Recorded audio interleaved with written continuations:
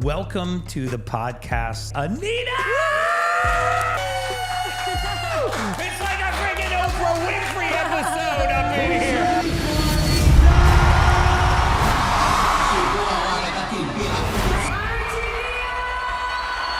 Here is the global superstar from Brazil. It's Anitta!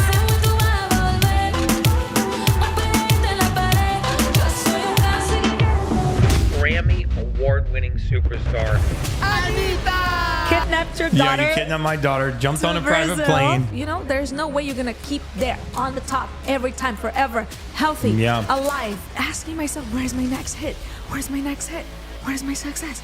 Oh my God. The more my message gets out there, the more hate and vitriol that I get. I'm gonna die. I was like desperated. I think to be an ultimate human is to...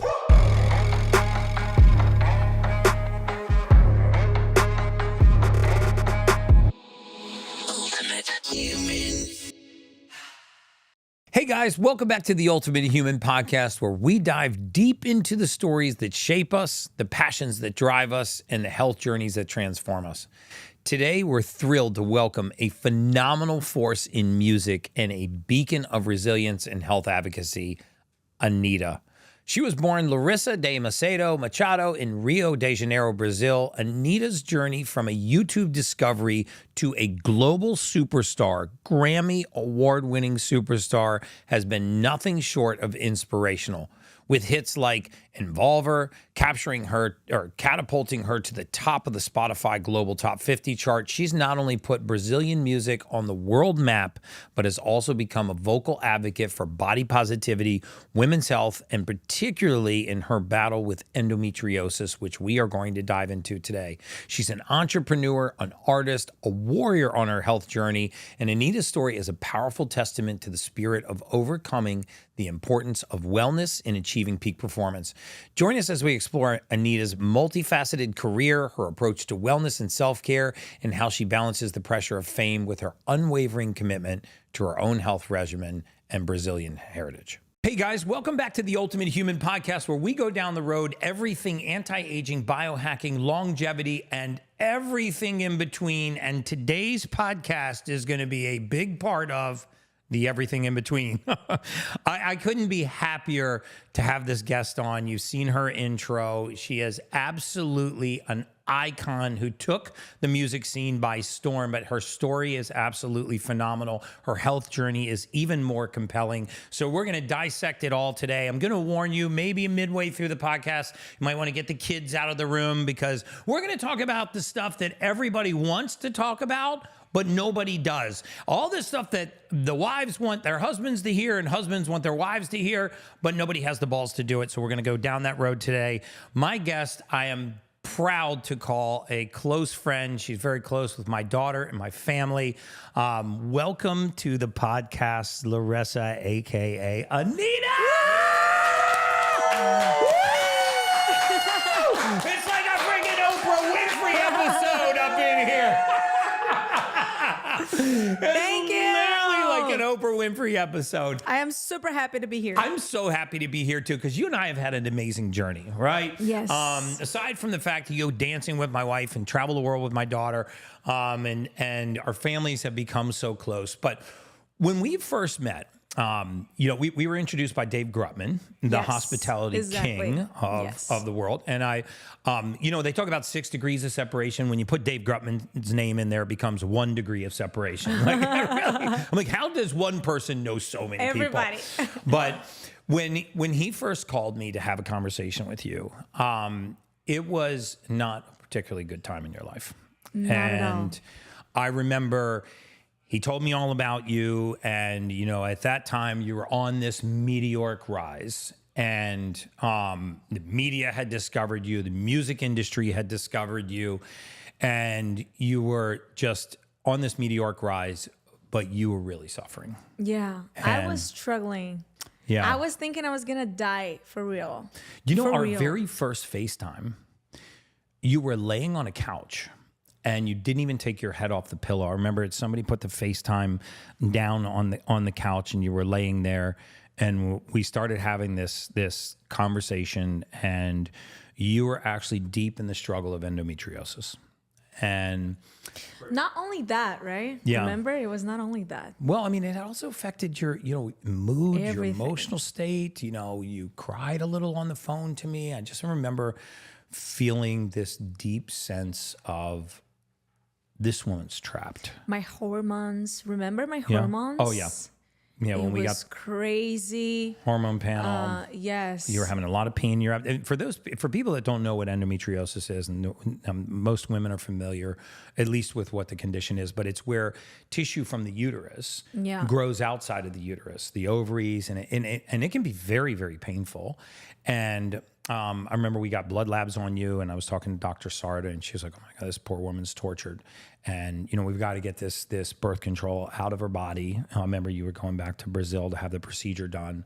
I mean, look at you now. Things have obviously changed, but let's talk about a little bit about that journey. Yeah, and I don't point the surgery as the solution for anything. Right. For me, the solution was when I met you and I started to actually take care of the 360 of my Yeah. life. Not only like, because I think before meeting you and everything and getting into the nutrition and understanding how to eat healthy and the behaviors we can have in our day to day.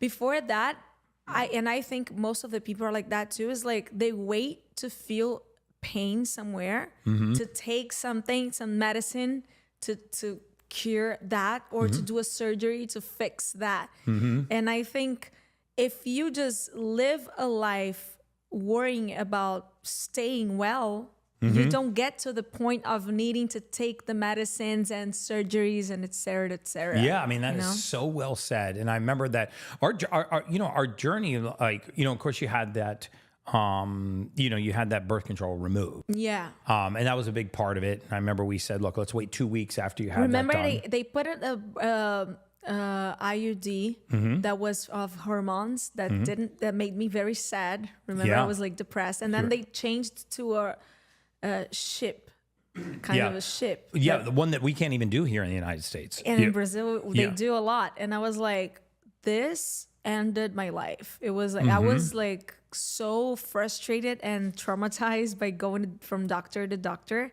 And then when I met you and you said, listen, let's do all natural things. Yeah.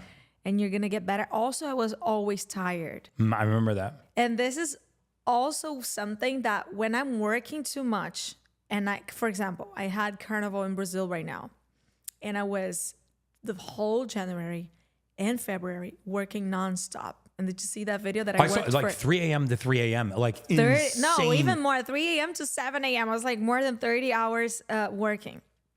And I was feeling like sleeping all day, every time. And then people were like, oh, no, that's okay. It's because you were so tired that you need to sleep for days. And I'm like, but this is weird. I'm just feeling tired all day, every day. And I feel like it's because when you don't have the discipline to remember, oh, listen, I'm going to eat right. I got to take the vitamins right.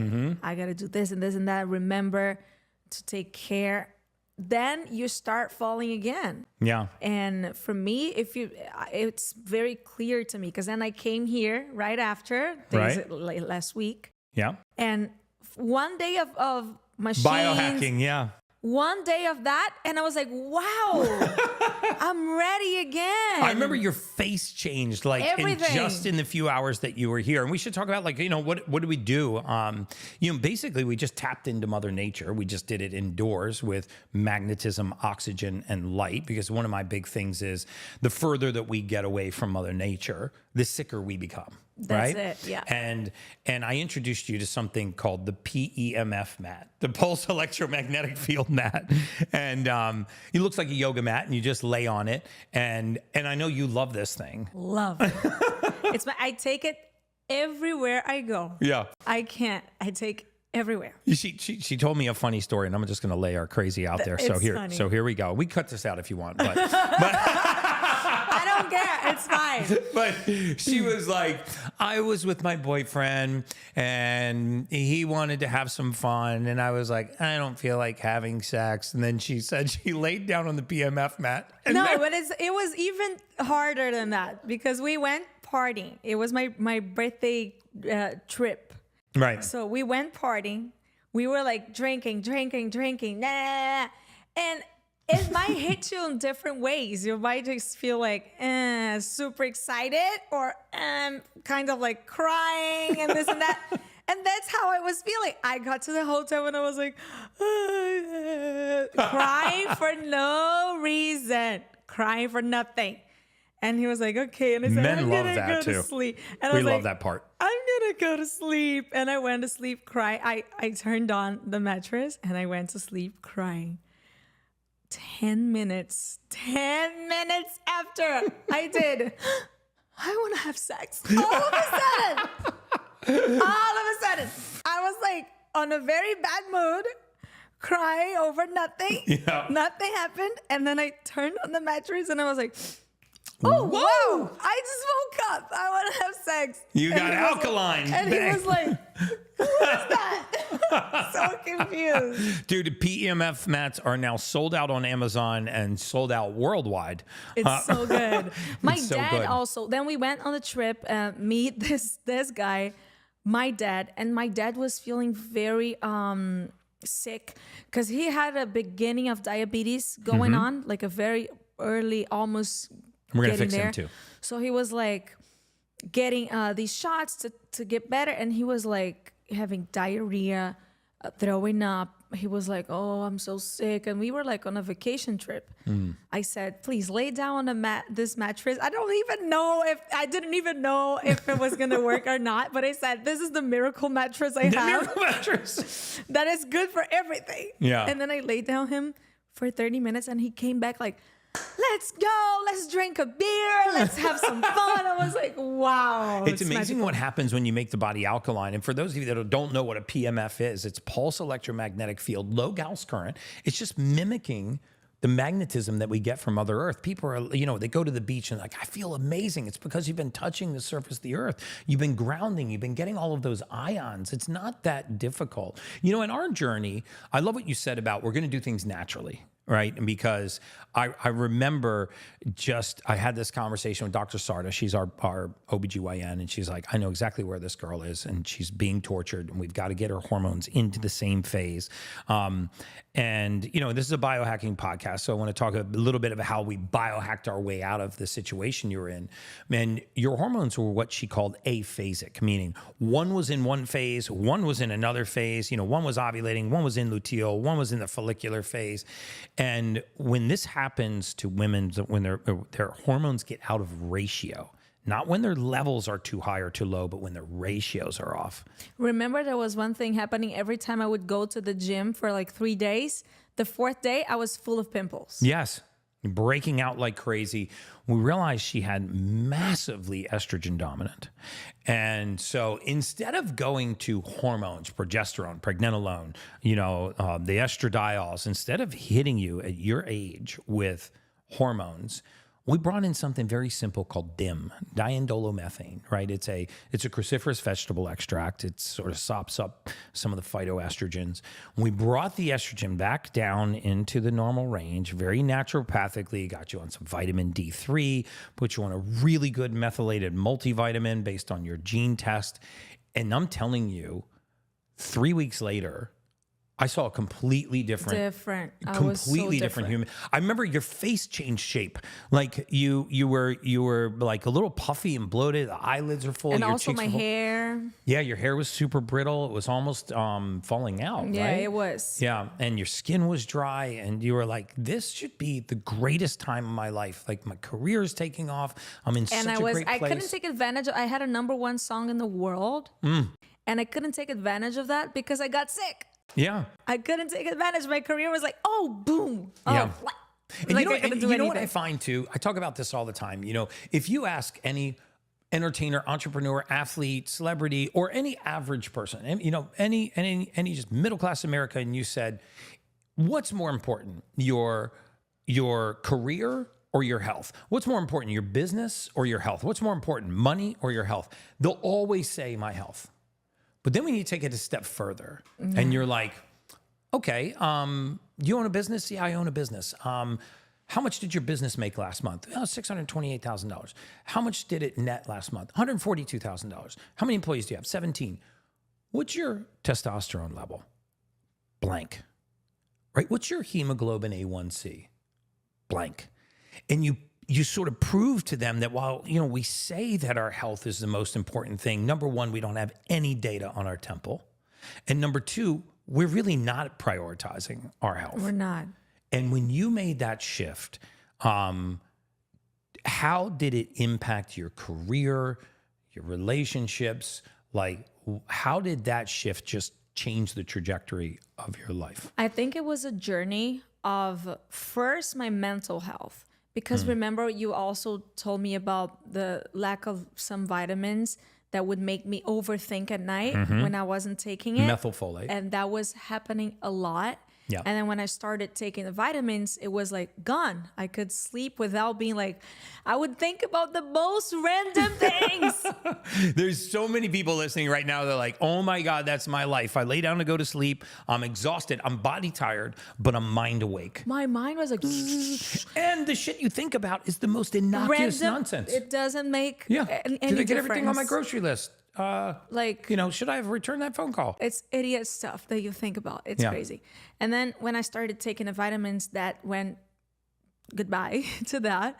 I started to be relaxed. And then I got better in a sense of like I could meditate and have more time. Because I think I was too like addicted to screen. And I think a lot of people are like that too. Addicted to be like rolling the Right. phone. And that went out, it was over. And then it got so much better for my mental health. I was feeling so much happier with myself that I wasn't hungry for winning, hungry for more money, more this, more that. Because I feel like our social, we are so cringy, like so clingy. It's clingy or cringy? Cringy? No. Say it in Portuguese and we'll trench it. Like Clingy. it's carente. It's like Carente. But yeah, when you need other people's like approval or like the social every time talking to people and say, oh yeah, because I was telling Maddie, his daughter, I was telling your daughter the other day. Yeah. People feel nowadays, people come to congratulate you for the things that you accomplished at work, always. If you get more money, if you change the house, people will always say, congratulations, oh my God. And if the person is not hot anymore, there is this saying here, oh, this person not hot anymore. And it's even more in my industry. It's like, oh, now this singer, oh, it's hot now. And then next year, oh, it's not hot anymore. And I hate this. And that's why people are always like having this anxiety to do more, produce more, keep hot. And this is so much effort because you're competing with the whole world. We are competing with robots because now the algorithms and the internet. The AI. You're competing with people that don't even need a health, not even people. You're competing with things that don't even need a health life. So true. And when my mentality got better, my mind got like more clear, I was able to stop thinking about it. If I'm going to be hot or not next year, if I will be popping or not, if my music is going to be big or not, if people are going to like it or not. I stopped thinking about that. Wow. So I was able to work less and work only when I felt pleasure, Because I knew when I started working. To work only when I felt pleasure. That's I want to just point that out. I want to work amazing. On this. And this, I'm not going to enjoy that. I don't want to do it. Because a lot of things in work, in the beginning of my career was like this. I was only doing things that I liked. And then things started to go big, Or if I did something that I didn't enjoy, I would always put my mindset to like, no, there is a good point on this, And at some point, when you start doing things just to get people's approval or just to maintain the success that you had once, you stop feeling this pleasure. Instead of feeling pleasure, you feel pressure. You know, you feel Yeah. like, no, I gotta achieve this because otherwise everybody's gonna say I failed and I'm not hot anymore. You know? Yeah, the And Grammy you won was last year, not this year. yeah, that I was nominated. Yeah.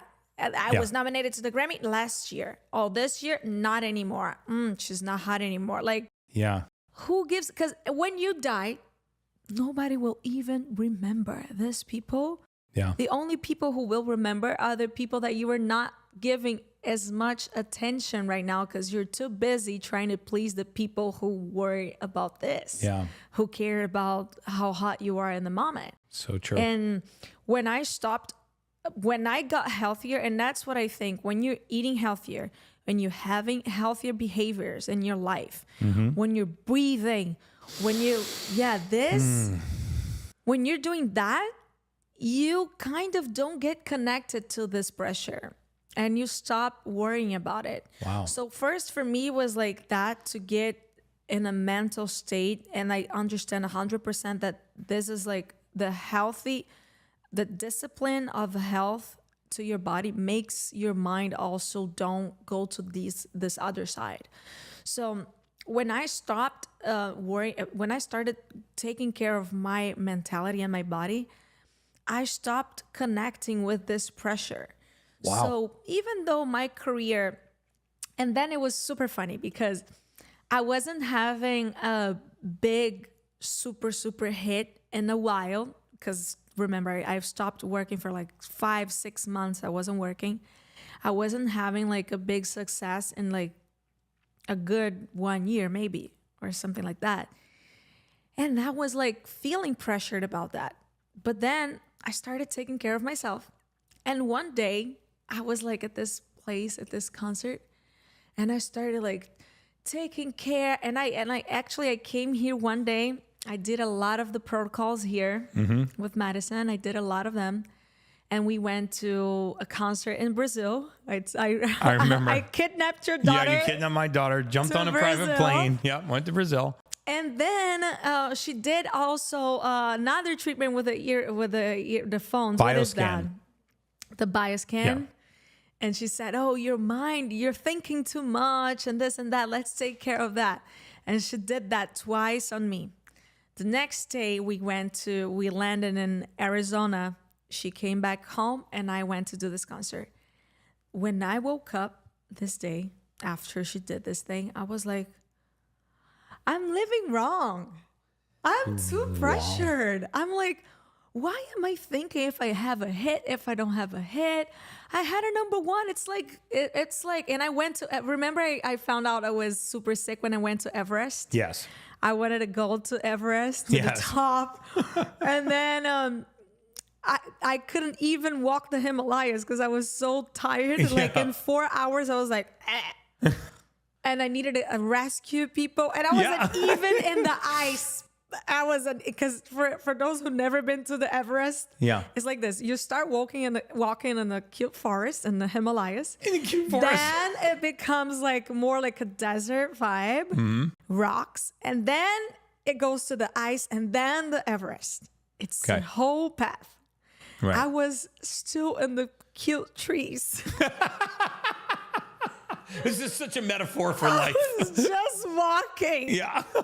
in the cute trees. And I got so And you're sick. looking at the mountain and you're going. No, the mountain wasn't even, I couldn't even you couldn't even see the mountain. It was still 9 days for me to get to the mountains. Oh my God. 9 days walking. Oh, wow. And I was like, oh, this 9 days walk is going to be great. Da, da, da, da, da. And I couldn't even stand like 4 hours. And I was like, wow, I am so sick. And like nowadays I'm doing concerts of 7 hours nonstop. Right. Like, you know? And then for me, and then when I was there, I was thinking a lot about that. Like if you climb the Everest and you get there to the top, the highest place in the world, you cannot, first of all, you cannot get there without oxygen. Like naturally, you cannot get there. You need other equipments, other stuff. So it's not humanly alone, like possible. You need stuff. When you get there, you cannot stay more than 40 minutes. That's it. That's it. You gotta get down. And depending on the weather, you stay there 7 minutes, you gotta get down. Right. You gotta go down. You gotta get to the top and be ready to go down, because people die when they're going down. They get to the top, and then when it's time to go down, that's where they die sometimes. Wow. So you got to be ready for the whole journey. You got to get ready to go up. If you stop to help others, done. You're not going to be able to make it this time. You got to come back, wait for the next time. Wow. Because if you stop to help someone, you're wasting your oxygen and your time to do it. So you're not going to reach the top if you help others. If you don't save energy and oxygen to go down, you're going to go up. People are going to know you went up, but you're going to be dead. So you got to get ready for all these, for all the parts of the process. So if you put this as beside the success in life, in your career, it's the same. Yeah. You can go up, but you got to go down sometimes to, there's no way you're going to keep there on the top every time, forever, healthy, alive, happy, you know? Top of the world. Exactly. And maintaining this feeling of being happy, because what are you going to do there for the rest of your life? There on the top. Exactly. You and by the way, the higher you are and the more the closer to the peak or at the peak you are, the more isolated you are. Exactly. Right? I mean, and the also more your alone mind you doesn't are. work that well because of the lack of oxygen. And that's sort of one thing that I've really gotten to admire about you, is that I feel like there's almost this split personality, because you have this very calm, very like almost like a homebody, like a shy girl that really doesn't crave the fame or the fortune or the limelight or the stage or the presence or, all of the public eye. Like, your preference is actually not that. Yeah.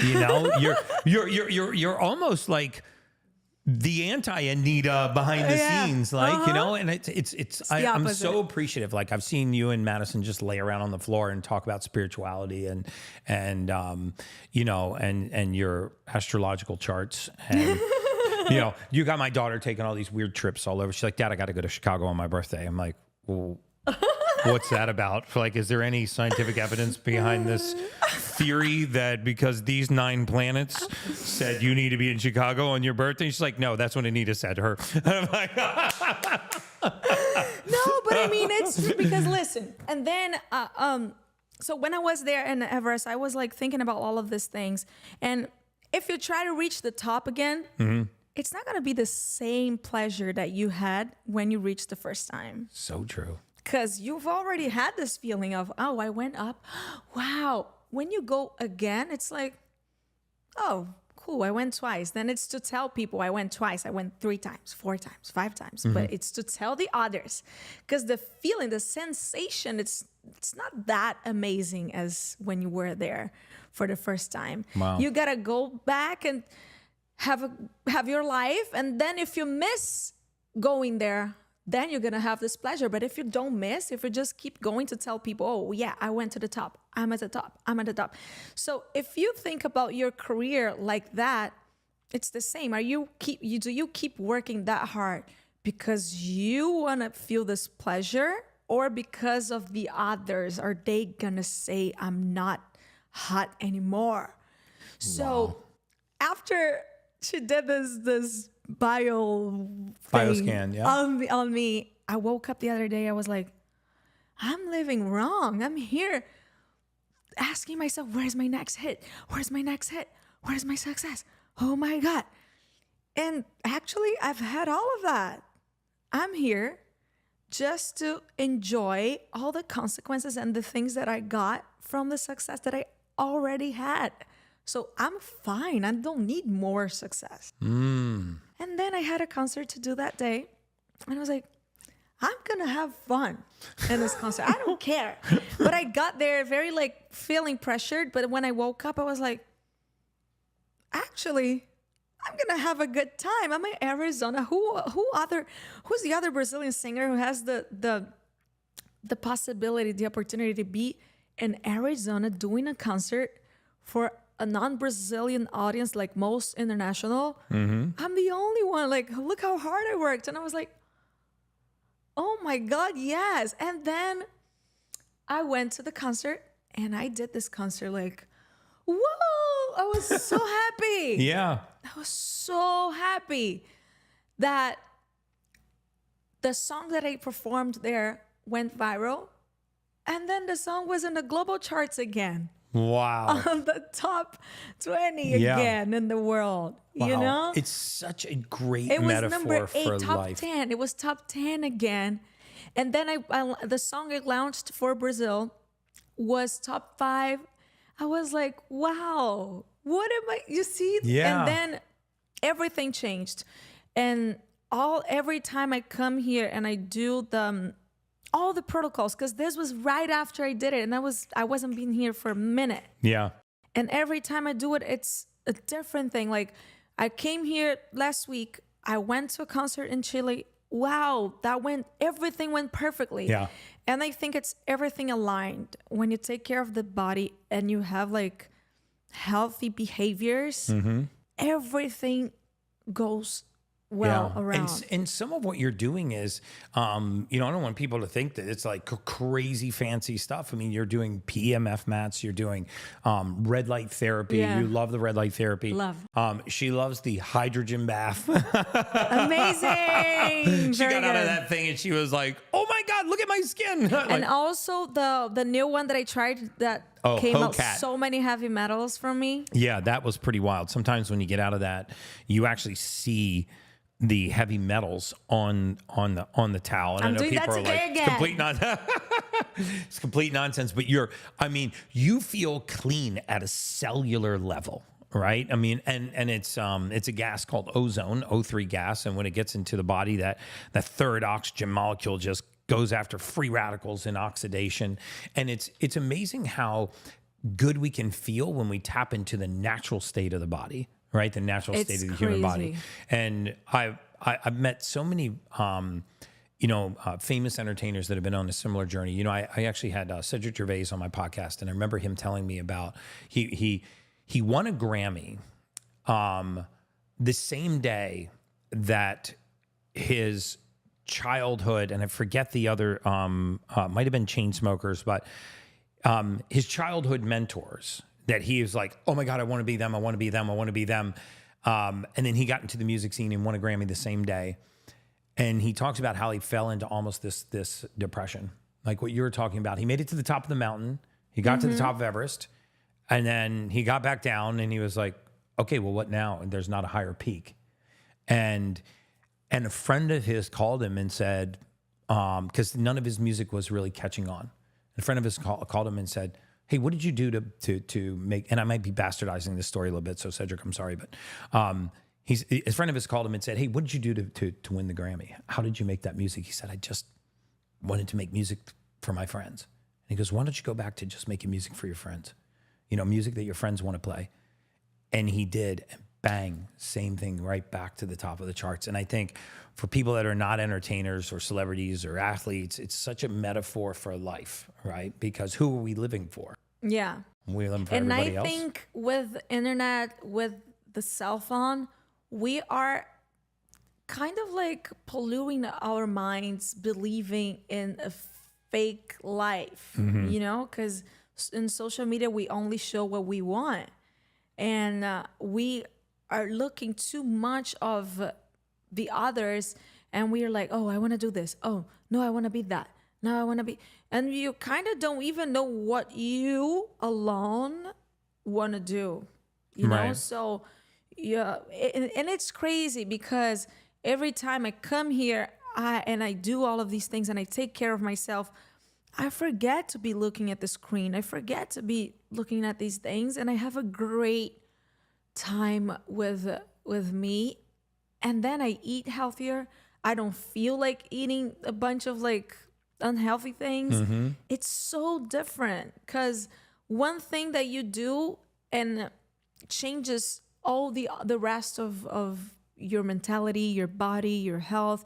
And I feel that the more unhealthy I eat, the more unhealthy behaviors I have, my mental health goes bad together. Yes. Goes. And it's crazy how modern medicine thinks about the human body, because we think about this being completely separate from this, right? So we don't think that things that are going on in our body, poor diet, lack of nutrients, which I talk about all the time. I think that most people are nutrient deficient, which is what you were. You were not sick. There was no disease or pathology aside from when you got the endometriosis fixed. But there wasn't disease. There wasn't pathology. There was nothing happening to you. There was something happening within you. And when we addressed those deficiencies, boom, it's like the Larissa became Anitta. You know what I mean? It's like, boom, this whole woman emerged and you looked better. Your energy changed. Because also, like, is that true? I've heard this, but that the stomach, it's like our second brain. No doubt. Because what we eat is going to interfere in how our brain is working. Read Dr. Perlmutter's book, The Gut-Brain Connection, or the Grain Brain. And, you know, the majority of our neurotransmitters, and neurotransmitters form the basis of all mood, are made in our gut. Think about serotonin, the main driver of mood and emotion. Dopamine, the main driver of behavior. These are manufactured in our gut. There's no dopamine tablet that you can take. There's no serotonin capsule that you can take. But 90% of the serotonin in our bodies is right here. If you don't have it here, you can't have it here. So a lot of times our depression, our anxiety, our fears, and our mood doesn't come from the cluster of symptoms outside the body. It comes from right here. I mean, you are on relatively little intervention right now. Peptide for muscle and skin. Can I talk about that? Yeah. Okay, good. I'm just throwing her medical record out there. But you know, a multivitamin. I'm taking a bit of Testo because remember I had 0.2. I know, so a little testosterone cream. 0.2, and I was like, look out, somebody's gonna need a safe word when you start using this. No, and I was doing concerts, and that's what I feel like. I had no Testo, but my mental was so well that I was being able to hold just by my mind state of like, no, let me keep going. I got to finish this. You were in a great mood, but you were exhausted. And so you were deficient. Yeah. And so Dr. Sarda put you on some testosterone cream and boom, it came right back to two of those clicks in the morning. And this is what I mean. Relatively subtle changes to support the body, having these dramatic shifts.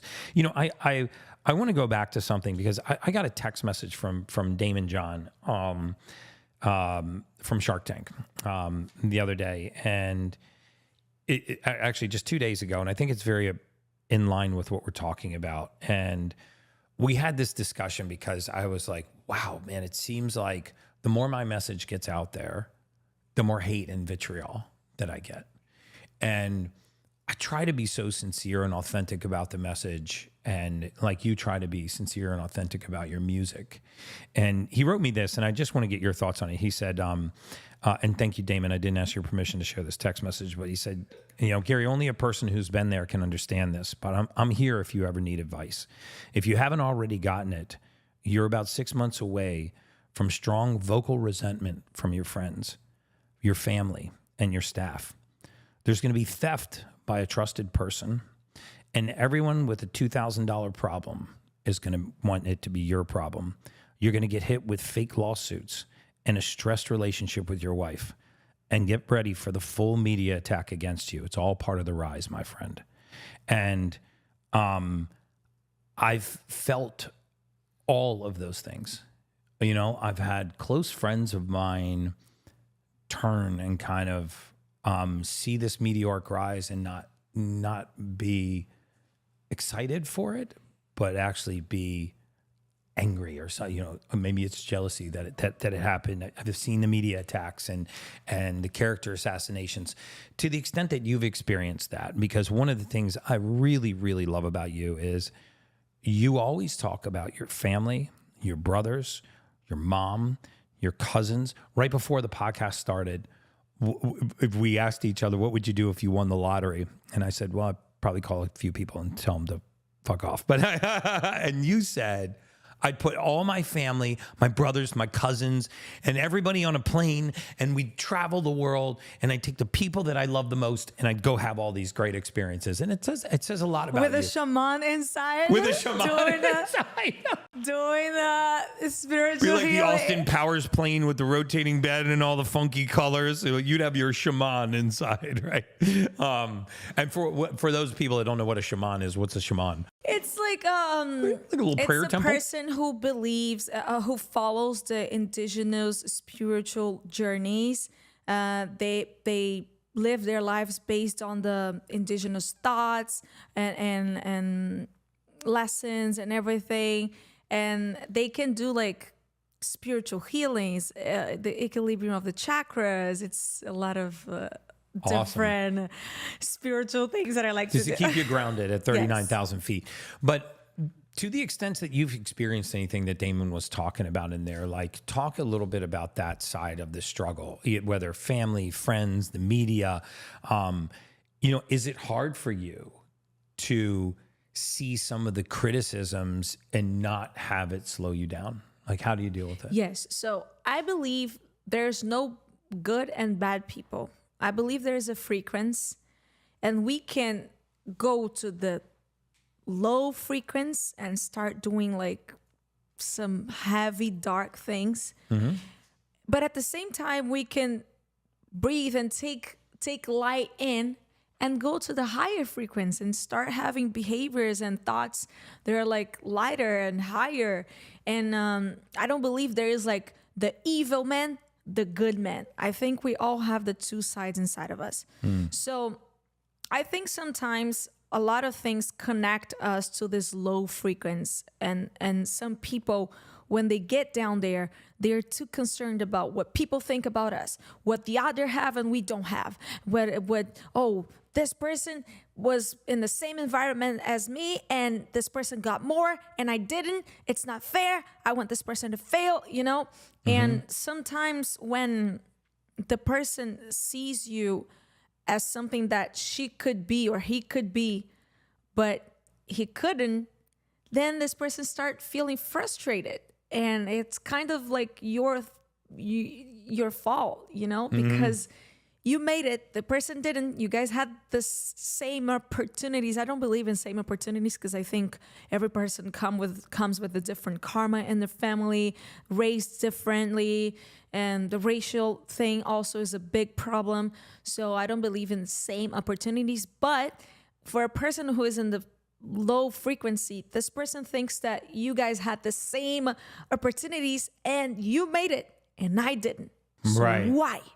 Right. Why is he so good? Because for this person to accept that you were just good, it's hard for this person. This person's gonna feel down about it. It's like, oh no, so he made it because he was this, he was that. Not because he's good. I am good. He must have done something wrong. She must have done something wrong. I think, and also when you get to a point that more people are seeing you, more people have opinions. Not only the bubble that you are used to. Sure do. Not only the people that have the same knowledge on the subject that you have knowledge. So you're going to have opinions from the most different people in this world that have different experiences, ways of thinking, of cultures. And you got to understand that it's part of their journey, and also talking about you makes, because you're big, make them a little bigger. Sometimes in Brazil, there are person that people that they want to have something to say about me, because if they say my name, they're going to become new somehow. They're going to be in every site of news and Instagrams and these things. So it's important for them to have something to say, or if there is something happening in this person's life and this person don't want people to talk about that, they're going to try to find something to talk about me so they can get the attention to that subject and not the subject that people were starting to talk about. You know what I'm saying? Right. So people use these strategies a lot. And at some point in my life, in the beginning, I was a little bit not doing exactly this, because I would never like point at people that in that way, in that sense. But maybe behind the scenes, I would like be pointing and thinking like this. And at some point I was like, no, wait. I'm too immersed in this competition thing, in this thing that for me to have, she cannot have, you know? Right. And then when I stopped, it doesn't matter who has more success, because you're feeling good, you know? Yeah. And I know that the amount of things that you need to do to be at the top are not pleasing for me anymore. Right. So I don't want to do it. So of course, for somebody that is new and fresh to this industry, and they are up to do it, they are in the mood to be dealing with these things. Like, for example, you asked me, there are not people that you would say, fuck you. And I'm like thinking, actually, no. Because when you stop, because I think that's it. When you're new and beginning, you're fresh, you're hungry, you have the energy to be spent Paying attention to those. Swallowing some people down and be like, okay, I'm gonna, you know? But when you're not willing to deal with it anymore, because what is more important for you? Deal with all of this bullshit and be at the top, or not dealing with the bullshit, but maybe not be at the top? Oh, definitely maybe not be at the top. Yeah. I feel the same way. You know, one of the greatest pieces of advice, I was on a Jay Shetty podcast the other day, and he asked you these 5 questions at the end. And one of them is, what's the greatest piece of advice you're ever given? And you can only answer in one word or one sentence. And I sat there for a long time and I said, I think the greatest piece of advice I was ever given was that if you want to shrink your problems, grow your purpose. Because when the purpose is bigger than the problem, your problems shrink. And I think you're saying basically the same thing, right? My purpose is not to please everybody. And my reason for being on this world and what drives me and brings me happiness and my core competencies are not making everybody happy. You know, it's doing what brings me joy, and to the people that it brings joy to, I have this amazing connection. To the people that it doesn't, that's their journey, right? And I agree. And I think that's, I mean, it took me 53 years, I'm 53 years old, to get to that point where I could actually commit to a purpose and not worry about the problems. And I love how you're oriented not towards the peak of the mountain anymore, but towards the peak of your... I think it's because I've been to the peak of the mountain, and in my country it's not really. You got stuck in the trees, so... You didn't even actually make it to the bottom of the mountain. But whatever, for the purposes of this analogy. That's true. I think it's because I've been there, and maybe, I mean, not here in America, but if Maddie can tell you how was the experience when she went to Brazil, she could see how is it for me in my country. It's like, it's a big thing. It's a big deal. Yeah. And I've been there. You're like the Taylor Swift of Brazil, no doubt. It's a big thing. She's being very humble, guys. Like, this woman is a monster all over the world, but in Brazil, she's the Taylor Swift of Brazil. But in my country, it's like, you know, I don't even leave my house. And it's, when you go there, you see all of these things that you were saying that your friend sent the message about. Like, you start dealing with the best and the worst side of the human, because all of them want what you want. And what do you bring when you have that? A bunch of people kissing your ass, a bunch of people that are hanging out with you just thinking about what you can bring to their lives. And then when you start dealing with that, you start separating, okay, this person is to dance and have fun. This person is to have a great talk about my life. Oh, this person is to travel. That person, I cannot say my secrets. So you start understanding, and it's not that I'm like pulling everybody away. I'm just understanding that, and maybe these people might change, right? Yeah. Maybe this person that was like very interested in what you have can go to a higher frequency and all of a sudden be like, yo, I'm so different now. I don't care about, Yeah. And the opposite You've outgrown too. them, or maybe even grown into them. Exactly. Right? And some people know. Some people were so like worth over your trust, and all of a sudden they are. There's so many. When we get into these podcasts and we talk about health and wellness and biohacking and everything, there's always that line that nobody wants to cross, but everybody wishes somebody else would cross it and talk about it, but nobody does. And I always do. I want to cross that line. Right now, I'm like, and I feel so healthier. And for the record, my daughter and my wife are in the room. So people are like, that's so inappropriate for him to do that on a podcast. They're 10 feet away on the other side. I'm dying right now. Because there's like wives that are like, okay, I hope my husband's about to tune in. And there's husbands going, I hope my wife is about to tune in, because you're so open with your relationships and your pleasures and the intimacy behind the scenes. And I watched an Alex Earl podcast with you. Whew. It's not really ultimate human appropriate, but we're going to go there. And one of the things that you talked about was like, hey, guys are doing a lot of things to women that they actually don't really like. And like, I mean, it is. We gotta. So what are we doing? Like, what are we doing? I am not help a brother out. I think everyone here's far. Everyone's here take a shit. Everyone's here have Yeah. And I think some people things. like to pretend they're. Oh no, I don't. And we do everything. But anyways. I'm a healthier person nowadays because I'm not on birth control. I feel way better. Yeah. But at that time I was. And then I was on a copper IUD, which I think it was also one thing that would make bad for me with this endometriosis thing, because it makes your blood 50 times more. Yeah. But anyways, I was with that for you were many seriously anemic. Yeah. many years. Yeah. You know? My father's a salty old Navy captain, and Captain J Brecka, and a very simple guy. He was carpenter, Navy captain, very, very regimented, very disciplined. His favorite restaurant is Cracker Barrel. And true story. And then like when he wants a real treat, Outback Steakhouse. But he gave me one of the best definitions of life that I've ever heard. And he just said it in passing to me one day. And he said, life is what happens to you when you're on your way to doing something else.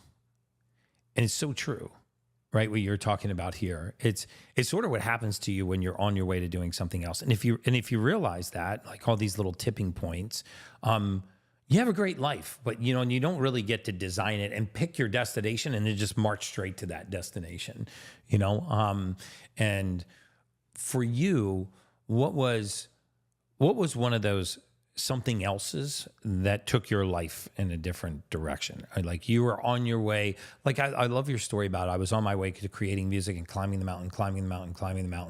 Then I realized once I got there and came back down, I'm good. Right? I mean, have there been any of those other tipping points in your life that have taught you like life lessons that you think have sort of changed the direction of your life? I think this unhealthy moment of me was the shift. Right. When I got super unhealthy and I literally thought I was going to die. Remember, I was like, I'm going to die. Priorities. Yeah. I'm going to die. I was like desperated. And even I did a check for cancer. I remember that. Yeah. I did a check for cancer. You were worried about everything. And I was like, oh my God. And then I was like, what do I want to do? What do I want to do now? Oh my God, I want to travel with my family. I called my family. I was like, oh, I'm dying. I need to do this. I need to do that. And I saw how much time I wasted doing things, thinking about the goal. Like, oh, I'm going to reach that. So I'm doing this for that result. And I wasn't even enjoying this moment here. So that means if I don't get the result, my life sucks. Yeah. Because I was doing everything looking at that point. So if I don't get that. Living for a destination. Yeah, not a journey. It's fucked up. And now I need to do things to make it work. And when I changed my mentality, literally, I can die tomorrow. If somebody comes here and say, you're dying tomorrow, I'll be like, cool, I did everything. I'm fine. Yeah. It was great, everything. Wow. I would not change. I would just maybe look at the sky a little more. But actually, I do look at the sky every day. So like I used to not care about these things. And now if the moon is beautiful, I called Madison the other day and I was like, I was walking my dog and the moon was so beautiful. I was like, I saw that, the orange one that was out there. It was low in the sky. I remember that day. I called her and said, go look at the moon right now. And I spent so much time looking at the moon. I was like, wow, the moon is so beautiful. And I had a dinner that night and I got late because I was there for so long looking at the moon. I started crying. I was like, wow, it's so beautiful for no reason. It doesn't have to have a reason for you to get emotional, for you to cry, for you to get a healthy life, you know? And I think nowadays... I actually remember that night because the moon was, first of all, it was bright orange. It was totally full and it was way down on the horizon, almost looked like a sunrise or a sunset. I actually went and grabbed my son Dylan from the other room. Like, Dylan, get out of here and see this. And I'm like, look at that. And he's like, yeah, that's cool. And I'm like, get excited about that. You don't see that very often. Then we actually walked out on the balcony, started taking pictures of it. But I remember that night. And it's funny. I was like breathing and like, thank you. I was like, thank you for what? For everything. I think that changes everything. When you're actually when you're in that moment of being thankful, like what are you really grateful for in those? Like, you see that? The first thing I think, and it's immediate, my family. Because I have such a You talk about them all the time. Family. I love You're it. going to meet them. You met my mom. Yeah, I met your mom. So cute, so little. So cute. Like and little she Anitta. doesn't speak English. You're going to meet my dad, he also doesn't speak English, but he creates some words in his mind and he's been talking to you. It's so Portuguese, funny. English. Yeah, no. It's a little Spanish in there. And I just think my family is a blessing. They are a blessing because, for example, I come from very humble, poor family life background, and we all support each other. It doesn't matter. I see. I was the poorest in the family, and from us, me, my mom, and my brother, it was the last special house. We had just one bedroom, that was it, and a kitchen and a bathroom, and there was no living room in my house. And They would all come and sit down in the bedroom and happy birthday. I remember this birthday I had that they came with a cake, and they were all very supportive. At one time, I was, before being a singer, I found this job at a store. I was like selling clothes. And in Brazil, there was a humble, popular store. And I needed to sell more clothes to get more money. Mm-hmm. And they all saved some money to go to the store and buy with me. Oh my gosh, that's so awesome. They are so cute. And they all got one day reserved, one Saturday. Oh, this Saturday we're going to go there. They got there. They said, we want to buy with Larissa. And they all want to buy with Larissa. With me. They're so... It's like her sales went through the roof all of a sudden. Listen, they are so cute. And when I was a kid... They would all prepare my birthdays like that. Even though I didn't have a house, we would do the party at my auntie's house or my uncle's house, and they would like cut the little images, pictures, drawings to put on the wall for me with my name. Yeah, they would do themselves. And isn't it amazing when you're in that position? Like, those are still great memories for you and such great moments, maybe even some of the best ones. The best. As success has come, you actually look back on those memories. Like I find the same thing too, as like when I stopped focusing on being wealthy and I started focusing on people's well-being, that's when the wealth came. But then I just go back to still the greatest times are when I'm with my family. Like when I'm so I want more of those times, like, traveling with my kids. They're like a traveling comedy show. I'm close to my ex-wife. She gets along with my current wife. Like, it's just so good when the families it's super good. Are part of your life. And for me, it's like, I used to be saving money to be richer, saving money, richer. And now I'm like, travel, bring all my family here. Let me do my birthday party.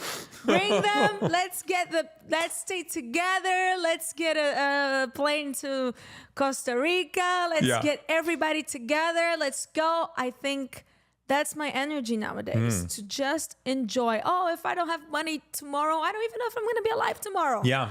Imagine because that's what I think, like the richer men in the world, if tomorrow he decides, okay, I'm not going to focus my time on being the richest man in the world. I'm just going to enjoy life. In 5 years, he's not going to be the richest man in the world anymore. Somebody else is going to be the richest because he's not focused on that anymore. He's like focused on enjoying life. Is that going to delete the fact that he was the richest? No. Is that going to make him poor? No. Right. He's going to be able to enjoy the same things. But people are so worried about the status, the society, what they're going to think because, oh, if I'm not the richest anymore, I'm going to fail because that person passed me. You know, and I think that's the mentality for so many things, that we forget to live life. Imagine when we die. I believe there's something after. When we die. Of course I do. I believe in that. When we die, like, is God going to look at our account? He's not going to look, you know, not him. Because I don't believe, guys, that God is a man, but is anybody going to look at our bank account in the sky? Do we pay for it? No, we don't. Yeah. For a spot in the sky, we don't. I'd like to put my reservation down now, please. That's what I think. Because listen, for me, my purpose now in life is to be happy, even if I get poor, even if I don't have any success, even if my songs don't hit #1, even if anything works well anymore in my life, I want to still be happy. Yeah. You know, a pastor said to me one time, prayer is about giving thanks for what you have, not asking for what you don't. And I hadn't thought about that phrase in years. I had an amazing pastor. He actually was a pastor in my first wedding, Pastor Ed. He was like a Army Special Forces guy and a football coach, and he became a pastor. And at that time in my life, he was very influential. And I remember that he said that, you know, it's prayer is really not about it's about being thankful for what you have and not asking for what you don't. And for 20 years, I used to pray for all the things that I didn't have, right? And now when I do my breath work in the mornings and I try to connect with God and, you know, I have a direct relationship with Jesus, I want him to know that I'm very thankful for what I have. And I always feel so good when I'm done. I feel so good. Right? With that, the moon that day. Thankful. I was doing that. I was just thinking, and I was like, oh, I didn't ask for anything. And I was like, what should I ask for? And I was like, yeah, I'm fine. Prayer's not like a wish list, you know. It's not like your Christmas card, you know, with your, you know, like you turn over to your parents. Here's what I'd like from Santa, you know. It's not like the Santa wish list. And I think when you pray to just say thank you, even though you might not even feel like you're thanking someone who's receptive, I think the act of being content enough to pause and say thank you, and then I'm truly grateful, gives you a sense of calm and well-being. Attracts good things too. I think. I mean, you're a big believer in the universal law of attraction. I know that. I believe. Right, and you know, I wasn't until. Years ago, I was actually reading a physics journal, and there's a law in physics called constructive interference. It says if two frequencies of equal wavelength meet, the size of the frequency doubles. And to me, I thought about, you know, the frequency that we put out there, love, authenticity, and how the more authentic and the more loving you are, the more you attract love and authenticity. And I remember when I sold my company, one of my partners, Grant Cardone, is a real estate billionaire. He said to me, your circle's about to get a whole lot smaller. And I was like, I wonder what he meant by that. And your story is very similar because your circle is like your family. And you always talk about your brothers, your cousins, your mom, your dad. And I love that. I brought my brother here too. You did? I did. Where is he? He's not. He's No, not here. not today, but he went here to the other apartment. We got to bring him here to do some biohacking. He will love. Yeah, Because he had a surgery on his knee. Okay. And it's He crazy needs the hydrogen too. bath. Exactly. It's crazy too, because I told Madison when he had the injury on his knee, and everyone told him that, oh, you're never going to be able to play again, because he loves playing football, foot volley. And he was like, oh, I'm desperate because he broke something. Did I told you, right? When he tore his I don't meniscus know or if, something? ACL. Oh, yeah, that's a common one. yeah. And then it was I've had very, that. yeah, it was very hard for him to accept. Because he's an that. athlete. Like, he's very No, he's athletic. not an athlete, but he He's loves. active. He's very active. Very. Okay. He loves. And he was super sad because it was like, oh, I love doing my exercises, my games, da da da. And we worked together. Mm-hmm. And it's crazy because he did the surgery and he was so disciplined with the food, the exercises, the physiotherapy, everything he needed to do. Every morning he would do the practice. He would do the exercises. Now he's running, and it's been like 2 months. Wow. Or something like that. He's running again. He's running. Oh, good He's for him. doing everything. Yeah. And people are like, wow, you just had a surgery and in Yeah. 2 months you're running? And he was like, because he was so disciplined. And Yeah. sometimes if we believe that we're going to make it, if we want it, and we do it with no like anxiety, but we do like focused, respecting the time, discipline, you Well, get it. I also think that sometimes when something's taken from you and then you get it back, you're so much more appreciative. Like every time I lose my wallet, I'm so happy to get my wallet back. And like, I haven't gained anything. It's the same cash, the same driver's license, but I'm like, I'm so happy to have this back. Yeah. But you know, so you have an injury like that, and then you have your health taken away from you. And then you're like, okay, I got it back. Now I'm going to start to take it serious.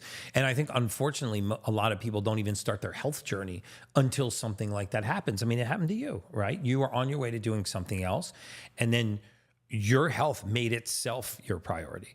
Blew you up like a balloon, made you depressed, you know, and you're like, I gotta fix this. And to be honest, I'm so thankful that I got so sick, because I never stopped to think about my mental health with the importance that it has until I got super sick. Because when I got super sick, I realized how unhappy I was, how Right. depressed I was.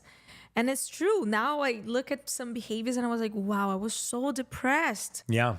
I was so You know, bad. we talk about like, I talk about this invisible fence around us where we filter things before they get to the temple, right? Because you can either let your temple be the filter, or you can filter things before it comes to the temple. And like, you're like so giddy, childish, like with your interest and your fascination, like this intellectual curiosity you have about biohacking, which I love that you have that.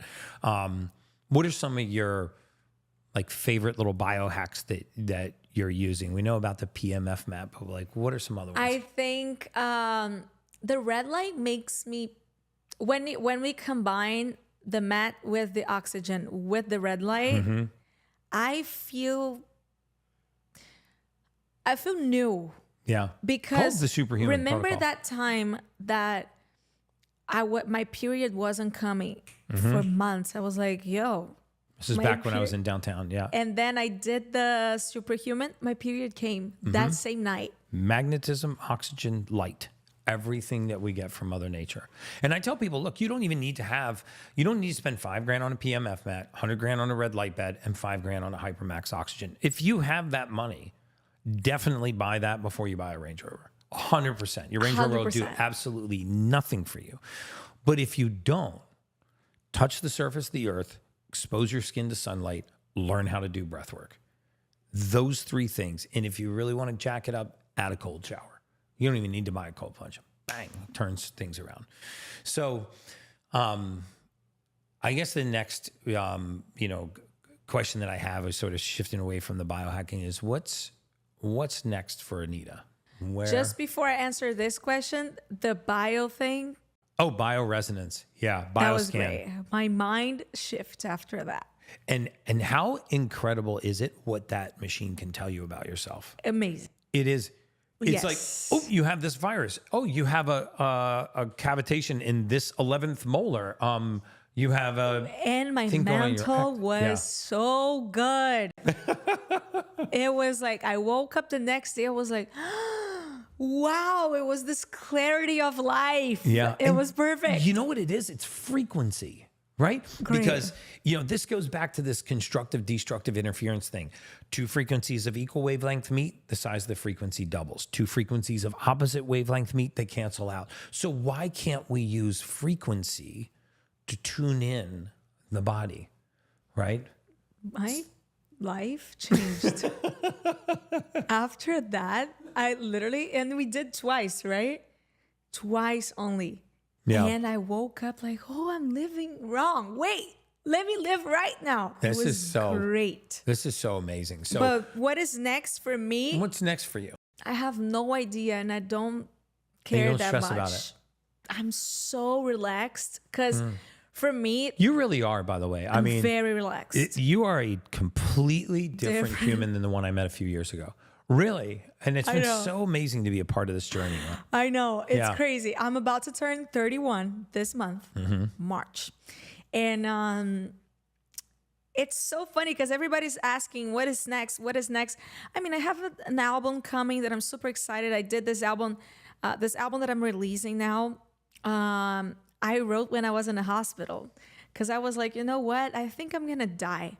I'm just going to do an album that if I die, I don't care. It's just something I love. And because usually as singers, we are pushed and pressured by everyone, not a label thing. It's everyone, even ourselves, to be successful, to be in the charts, to be top 1, top 10, a hit, whatever. And as I was gonna die in my mind, I didn't care. I didn't need to care about these things of the world because I was gonna die. The album would be here. It would be like, oh, it was great to do this album. I loved it. Doesn't matter what happens after. And I did this album with this energy, and I love it so much. Yeah. And I'm gonna put out, and I'm alive, and it's great. But I don't know. So it's already recorded. It is. I recorded when I was in the hospital. I was doing like ozone every day in my blood. Wow. Every day. So good. And then I was like, you know what? Instead of going to the hospital, because I was in the hospital for 1 month, and then I was coming back every day. And I was like, you know what? Instead of coming back every day, I'm just gonna rent a house, put everybody there, and My family again. Everybody. and the studio. So I was recording the songs and getting the treatments done. So it was great. And then the album's ready and I'm going to put out, but that's not what's coming next. This is coming. This is professional. And I mean, you're single, you got an album. Most of us have a very difficult time meeting our protein needs, and certain protein sources like whey protein and others can be as little as 20% absorbable. This is 99% absorbable, and it has all of the essential amino acids that the body needs to build lean muscle, to recover, to improve our exercise performance, and most importantly, to repair after we have intense exercise. So this is called Perfect Amino by Body Health. It's, like I said, 99% absorbable. It only has 2 calories.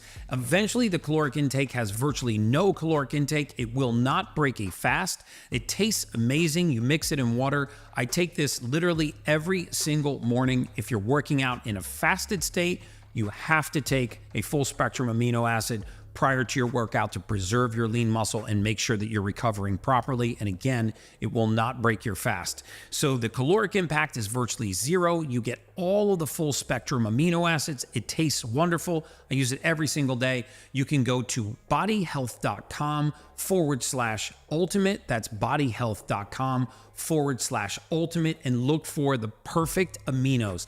They actually come in capsules if you're on the go, or it comes in several flavors that they make in a powder, which I love. It's flavored with natural means of flavoring, so there's no artificial sweeteners in here. So this is one of my absolute favorite products. Give it a try. If you're working out at all, you need a full spectrum amino acid. Go to bodyhealth.com/ultimate. That's bodyhealth.com/ultimate. I love their lab tested products. You can actually see the absorption rate for all of their products. They've got great electrolyte protein combinations. My favorite is the perfect aminos. Bodyhealth.com/ultimate. And now back to the Ultimate Human podcast. Well, I have this coming, but this is like work stuff, and that's not my number one concern. I don't even have a concern, so I don't know what's gonna happen. Maybe I can release and be like, I don't want to travel the world. Or I can just be like, no, actually I want to do a tour. Oh no, actually I want to do a movie. I don't know. What about personally? Like that's all professionally, but like, yeah, that's what I'm personally- saying. Because what comes next, it's crazy because people ask that and we always talk about work. And that's why I'm like, I don't know. Because what if I find the love of my life and I want to have a baby, and then I'm like, oh, okay, that's it. You know, like, and I'm we out. don't know. So I'm so like, I used to be very unpredictable. That's it that you say? Yeah. That it's unexpected. I used to just do things like, oh, now I want to do this. Now And you're I just want to do spontaneous. Yeah. that. I was always like that. Creating chaos. At some point in my life, I was so pressured about, the success. Is she going to maintain this? That I forgot that all the things that I got was because I was like, I liked it. Because here's how my international career started. A song of mine in Portuguese was popping in Spain. A radio asked me to go there to a festival. I said, I don't know Spain. Let's go. I went to Spain. And then there, I didn't know how to communicate with anybody because I didn't speak Spanish. That was like 7 to 8 years ago. It was, 10 years ago. And then I didn't speak Spanish. And I was like, Jesus, I don't understand anything people are saying. And I was so mad that when I landed in Brazil, I called Spanish school. And I said, I need to learn. Really? That's how I learned Spanish. Really? And then I started to learn Spanish. I was like, I like this because it's easier to learn if you listen to music. So I was listening to Spanish music. I was like, I like it. I want to do this type of music. And then I started to sing in Spanish because of that. And it was not like, I want to be international. No, I was like, cool rhythm. Let me do it. And then I was like in this Latin thing singing. And I came to this awards here in Miami. I was like, it was my first time here. I was like, so cool. I want to sing in English. And that was it. You know, it was not that. And I have this thing. Sometimes I'm at a club and I meet somebody. I get into this person's cars. Let's go out. It's spontaneous and cool at the same time. So I was going to this trip. Yeah. And I didn't have company. I saw a random person at a party. I said, do you want to come with me? The person said, I don't have money. I said, I have. So we went to the trip.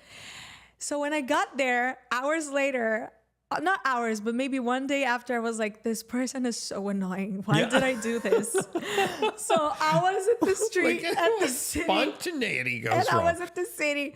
And then this group of fans came to ask for a picture. And I said to them, and they were so fun. And I said, yo, what are you guys doing here? And I went on vacations until when? And they were going to stay until the whole period that I was staying. I said, do you guys have an extra room in your house? No. And you literally went to stay with these fans? Dude, I love it. I went to stay with the fans.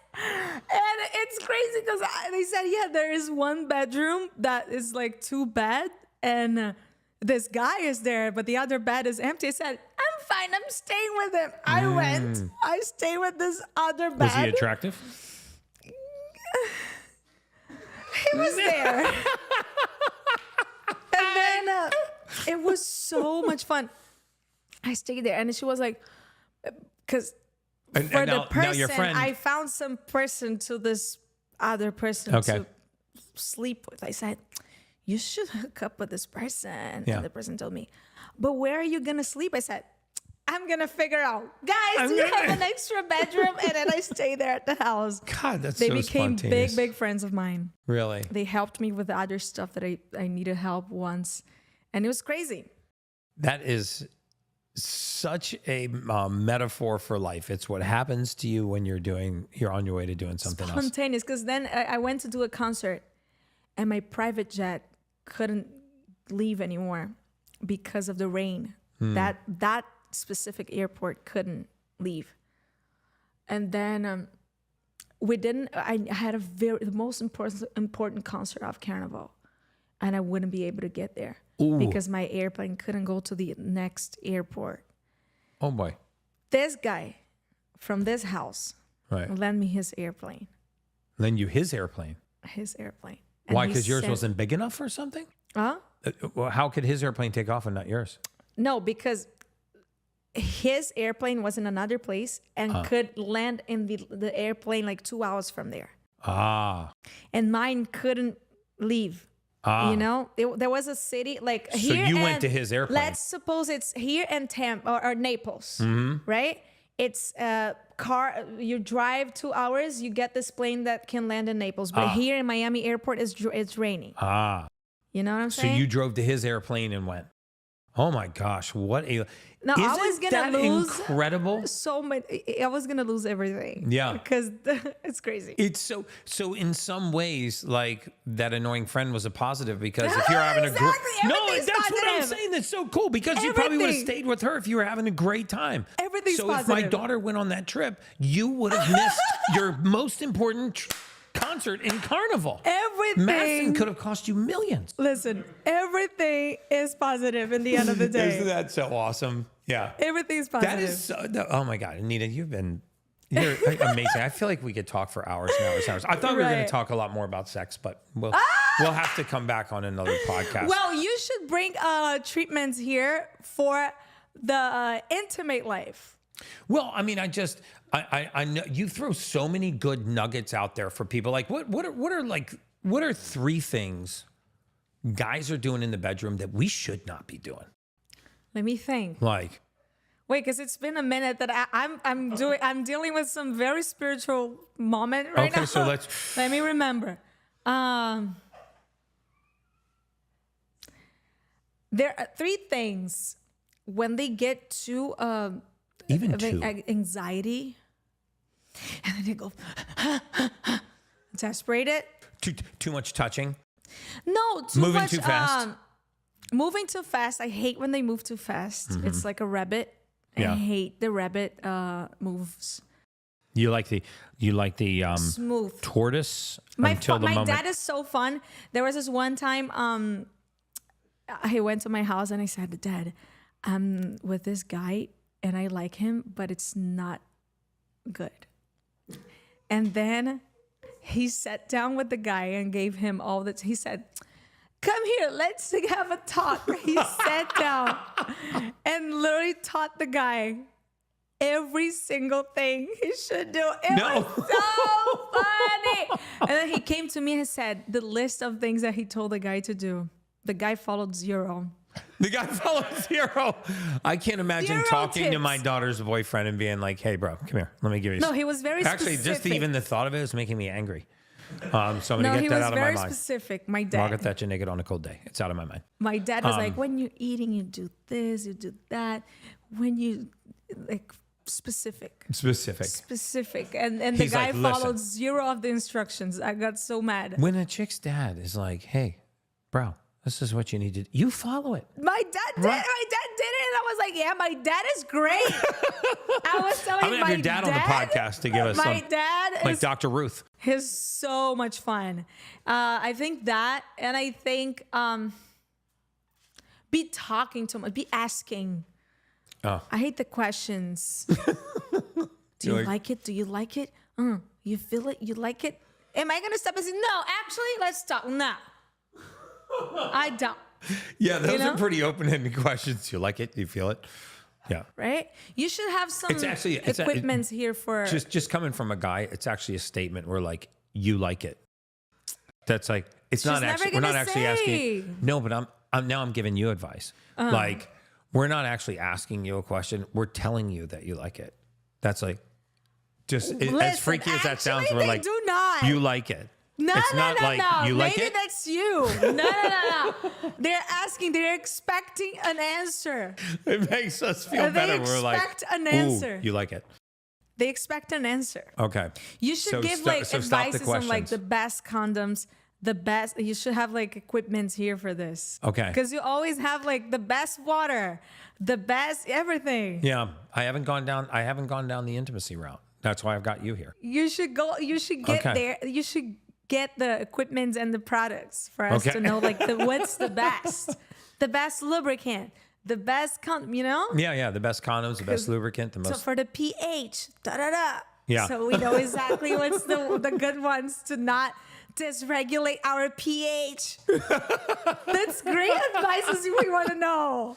All right, the lubricant, the condoms, don't go too fast. Stop with the questions. Even if we think they're a statement, guys, they're interpreting it as a question. So when you're like, ooh, you like it, they think that you're asking them if they like it. So we're going to scratch that. And then what's number 3? That's something that also when you're unhealthy, you don't feel like having sex. Yeah, that's true. Yeah. The most unhealthy I Yeah, sick, was, the fat, less tired I wanted people to have sex. Not doing the boom boom. Yeah. It not is. doing the boom boom. So, all right, what would you say is number 3? Number 3, let's see.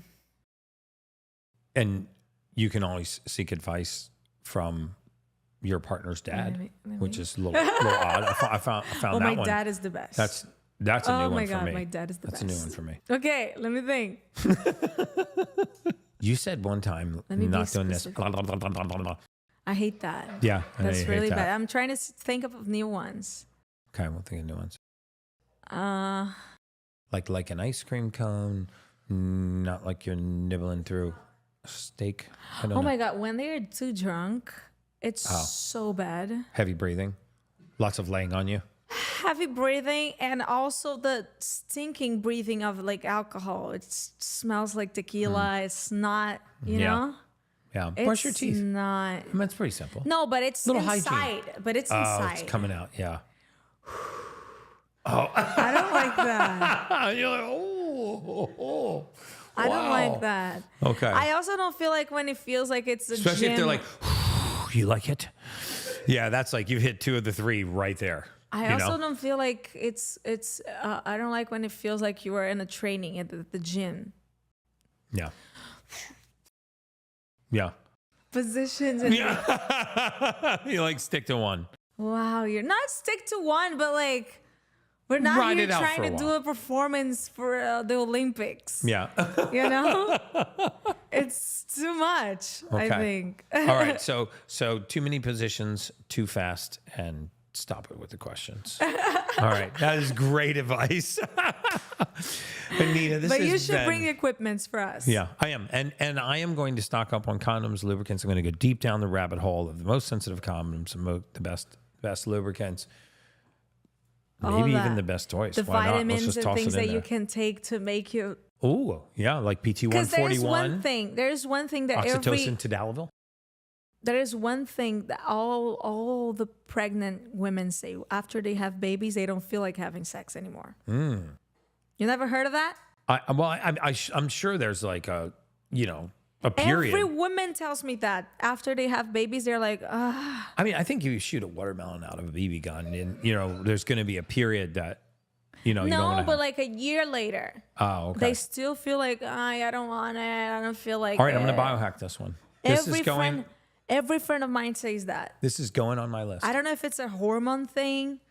I don't know what it is, but they always said, all my friends that had babies, they're like, yeah, after we have babies, we're like, I'm done with this. I don't want to have sex. You know what? That's a great one. And I get accused a lot of doing too much for men. So I'm actually purposely trying to do more for women. I'm going to get our OBGYN and I'm going to get a sex therapist on, and we're going to figure out the fastest way postpartum to return to an active sex life. That all the women will love. We're going to break the internet with that one. All the women will love that. Because Okay. that's one thing after they have babies. I never had a baby, but all my friends that had, they say that Yeah. they go Even a year. They feel Wow. bad. They don't feel like having sex. It's super crazy. Okay.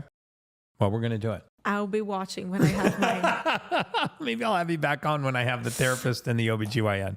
Loved it. Anita, you are absolutely Thank you. amazing. I mean, this podcast is going to break the internet. Thank you. I ask every guest the same question at the end of the podcast. There's no right or wrong answer to this, but I ask every guest what it means to them to be an ultimate human. What does it mean to you to be an ultimate human? I think to be an ultimate human is to align your actions with your mind and your state of like how you're feeling. then you are an ultimate human, because when you're aligned, like everything is on the same point, like we're on the same page. I think that's it. Because sometimes we feel like we want something, but our behavior and our actions are doing the opposite. Wow. So good. Nita, thank you so much for your time today. This has been amazing. I loved it too. And as always, guys, that's just science.